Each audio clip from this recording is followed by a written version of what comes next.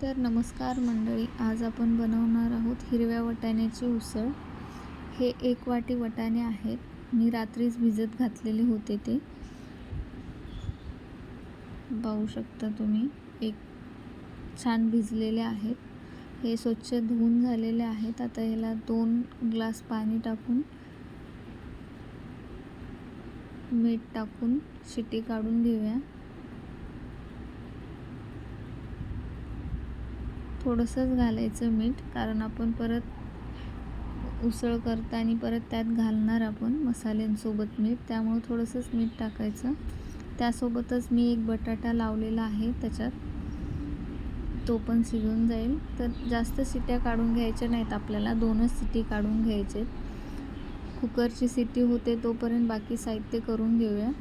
एक नारळ फोडून त्याचं खोबर काढून घेतलेलं आहे मी, खोबळा।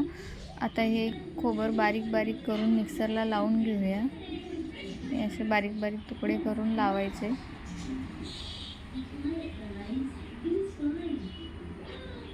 आता हे मिक्सरला लावून घेऊया। पाहू शकता तुम्ही, ह्या प्रकारे लावून घ्यायचं। थोडंसं जाड राहिलं तरी काही नाही। आता हे भाजून घेऊया।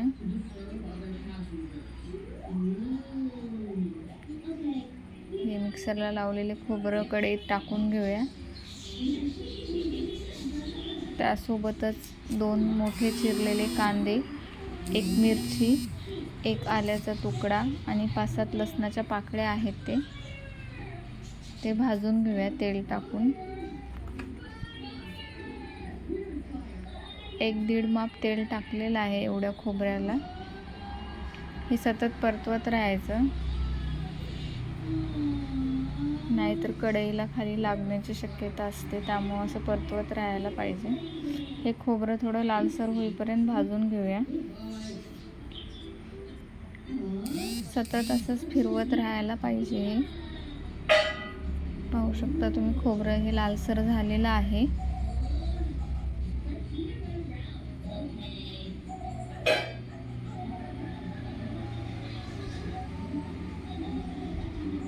हे बघा, लागण्याची शक्यता असते, त्यामुळे सतत फिरवत राहायला पाहिजे।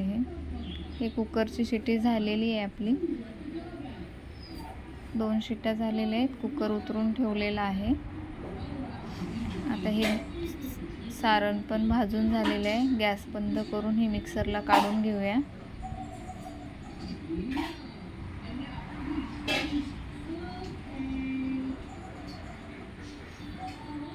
आधी एकदा असंच फिरून घ्यायचं, नंतर थोडं थोडं पाणी टाकून फिरून घेऊया। 1 ग्लासभर पाणी लागेल साधारण हे एका नारळाला। हे पाहू शकता तुम्ही, छान बारीक झालेलं आहे। कुकर पण झालेलं आहे। आता झाकण काढून बघूया, मस्त बटाटे शिजलेले आहेत।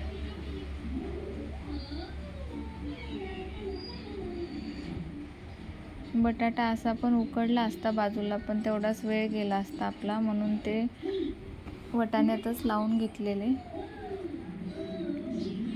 फोडणीसाठी बाकी साहित्य करण्याची काही आवश्यकता नाही आहे, फक्त फोडणीला आपण बटाटा आणि टोमॅटोच टाकणार आहोत। तर फोडणी टाकून घेऊया। त्यासाठी एक कढई ठेवून घेऊया, 2 माप तेल,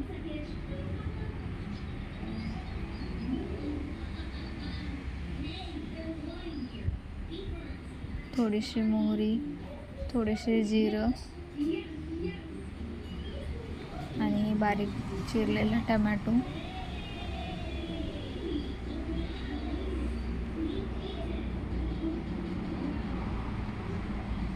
हे छान परतून घेऊया।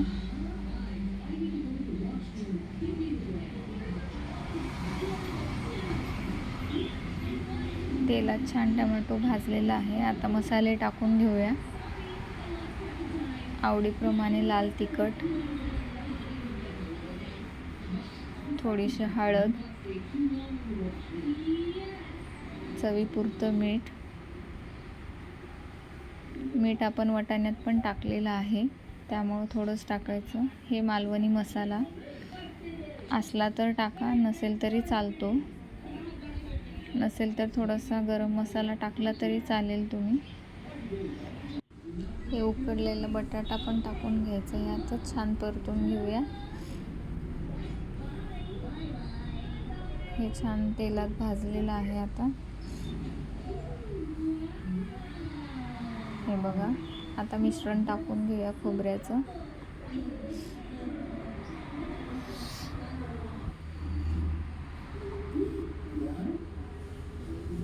आता हे थोडा वेळ शिजवून घ्यायचं.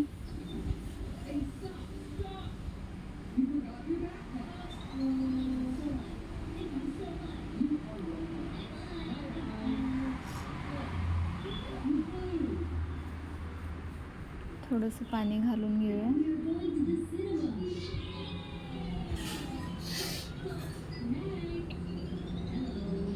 हे बघा, असं खदखदून शिजलं की ह्यात वाटाणे टाकून घेऊया. आता हे वाटाणे टाकून घेऊया यात.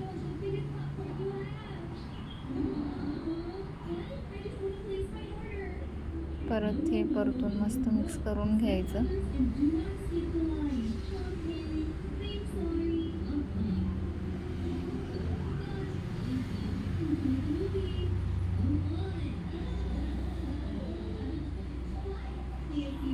हे बघा, मस्त उकळी आलेली आहे खदखदून. असं थोडीशी कोथिंबीर टाकून घ्यायची. आता हे असंच थोडा वेळ शिजू द्यायचं, 1-2 मिनटं. तर तयार आहे आपली मस्त उसळ. खोबरं घालून हिरव्या वाटाण्याची उसळ एकदा नक्की करून पहा तुम्ही. खूप छान लागते. हे गॅस बंद करून घेऊया. पाहू शकता तुम्ही. तर कशी वाटली आमची ही रेसिपी नक्की सांगा. आवडली असेल तर लाईक, शेअर आणि सबस्क्राईब करायला विसरू नका. थँक्यू.